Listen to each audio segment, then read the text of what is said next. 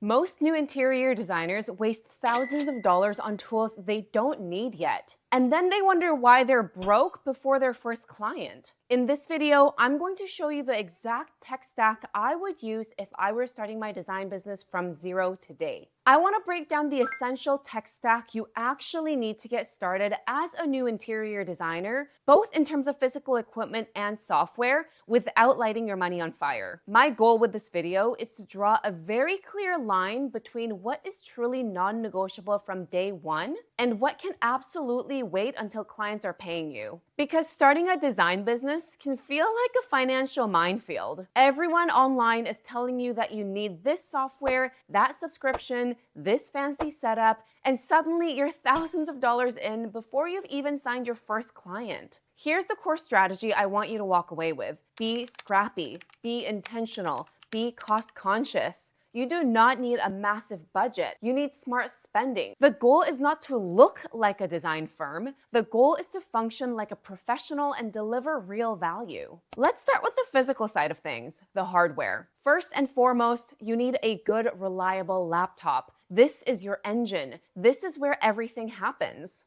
Trying to save money here almost always backfires because a slow or underpowered laptop will cost you time, patience, and sanity. And time is the one thing you cannot get back. You don't need the newest or most expensive model, but you do need something with a solid processor, enough RAM to handle design software without freezing, and enough storage so you're not constantly juggling files. If your laptop struggles to open drawings or crashes mid-render, that is a problem. People love to argue about Mac versus PC, and honestly, this comes down to personal preference. Some software runs better on PCs. Some designers swear by Windows, but I have used a Mac for almost 20 years, and I was not about to switch ecosystems just to start my business. I have run AutoCAD, SketchUp, rendering software, and presentation tools without issue. So pick what you're comfortable with and make sure it has the specs to support your workflow. The next thing I strongly recommend is an external monitor. Designing on a tiny laptop screen all day is brutal. You don't need anything fancy, just a decent sized monitor that you can plug into your laptop and use as a second screen. This instantly improves your workflow because you can have drawings open on one screen and references or notes on the other. It also saves your eyes and your neck, which future you will be grateful for.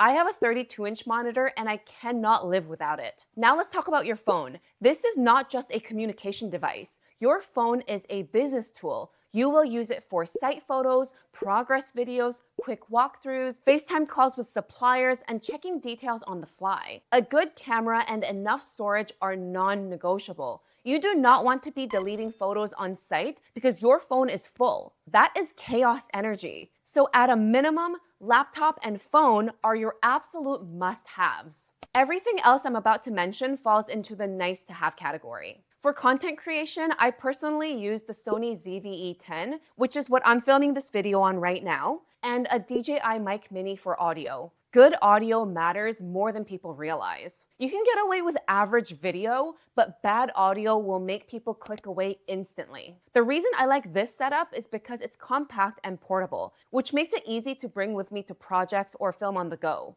I also use studio lights to brighten up my space, but again, this is only necessary if you plan to create consistent content. If you're not posting videos yet, do not let this become a barrier to starting your business. When I film walkthrough videos on my phone and want smooth footage, I use a phone gimbal, and for day-to-day behind-the-scenes content, I have the Insta360 Go, which I love because it's so tiny and it's magnetic and incredibly easy to use. I can stick it onto metal surfaces or clip it onto things without thinking too much. It makes content creation feel less intimidating. All of this is about creating professional-looking content for platforms like Instagram, TikTok, LinkedIn, and YouTube. But let me be clear, none of this is required on day one. Clients hire you for your thinking, your problem solving, and your taste, not because you own a camera. Now let's move into the software stack, which is where most people either overcomplicate things or overspend. At its core, your software needs to help you go from a vague idea to a clear client presentation. That's it.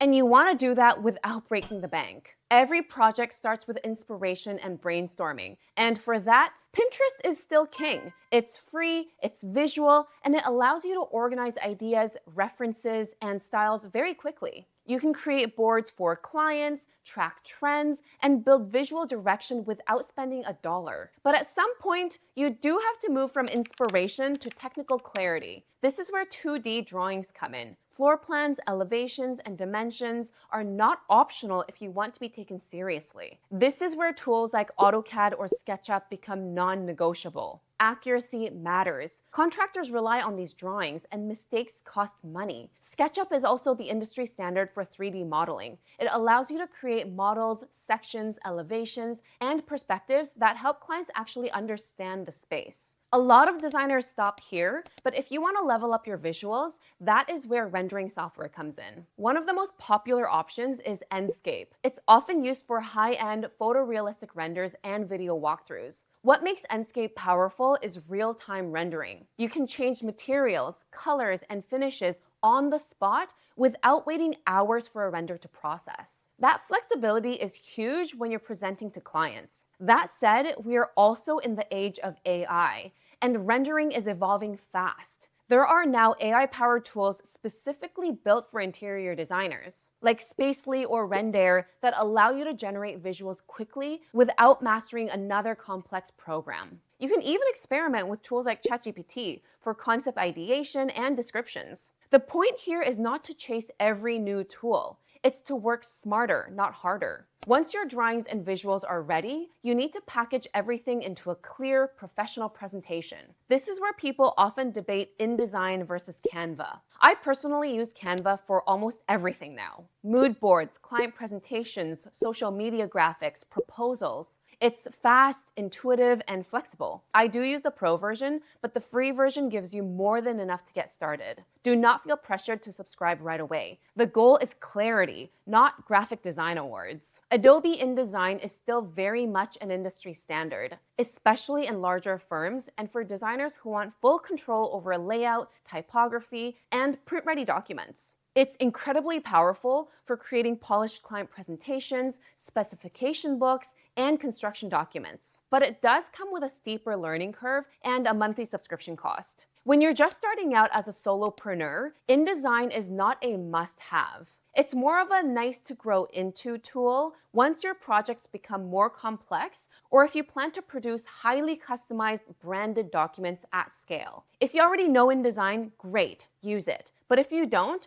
do not let that stop you from moving forward. Canva can absolutely carry you through the early stages of your business without sacrificing professionalism. Now let's talk about file management, documents, and spreadsheets. This is where simplicity wins. I use Google Drive. It allows me to store files, share folders with clients, collaborate easily, and access everything from anywhere. You don't need expensive project management software when you're just starting out. Simple, well-organized spreadsheets work perfectly fine for tracking invoices, expenses, and project status. There is no prize for complexity. Once your business grows and you feel like you're outgrowing Google Drive, that is when you can explore tools like Dubsado, Programma, or Mydoma. I use Dubsado and Programma, but those are upgrades, not starting points. For scheduling and time management, I use iCal because I live in the Apple ecosystem, but Google Calendar is equally powerful and arguably even better in some ways. Color coding projects, blocking time for content creation, tracking deadlines, and planning goals all in one place keeps your brain from melting. Now, here's something that is absolutely non-negotiable: a professional domain name and a business email. You do not need a fancy website on day one, but you cannot be emailing clients from a personal Gmail or, God forbid, Hotmail account. It instantly undermines your credibility. A professional email tied to your domain name is like the front door to your business. It signals that you are legitimate, organized, and serious. This is a small investment with a massive return. You can purchase a domain name through platforms like GoDaddy or Cloudflare, and I personally set up my business email through Google Workspace. For virtual meetings and client check-ins, I use Zoom. The free version caps meetings at 40 minutes, which often is not enough, so I do pay for the pro version. That said, Google Meet and Outlook both allow longer meetings for free, so choose what works best for you. Before we wrap up, I want to pause here and say this. If you're watching this and feeling overwhelmed, that is normal. Starting a design business is not about mastering everything at once. It's about building a solid foundation step by step. And if you want help with that foundation, not just the tech, but the business side, the pricing, the client process, and how to actually turn this into a real career, this is exactly what I teach inside my course and coaching program. I break down what you need, what you can ignore, and how to build this sustainably without burning out and overspending. I'll link it below if you want to learn more. Now let's bring this home. The biggest takeaway from today is prioritization. Get a good and reliable laptop. Use a smart, cost-effective software strategy. Keep your overhead low by using free or low-cost tools like Google Drive and Google Meet. Do not let the idea of needing a perfect setup stop you from starting. A successful start is not defined by how much expensive gear you buy. It's defined by how intentional and agile you are with your spending. Build as you go. Upgrade when it makes sense. Let your business fund your growth. And if you want guidance from someone who's actually done this, built a six-figure design business, and made all the mistakes so you don't have to, my course and coaching program exists for exactly that reason. You do not need permission to start. You need a plan. If this video helped you, like, subscribe, and share it with someone who's stuck overthinking their setup instead of getting started. And remember, you do not need everything. You just need enough to begin. Thanks for watching. I'll see you in the next one. Bye.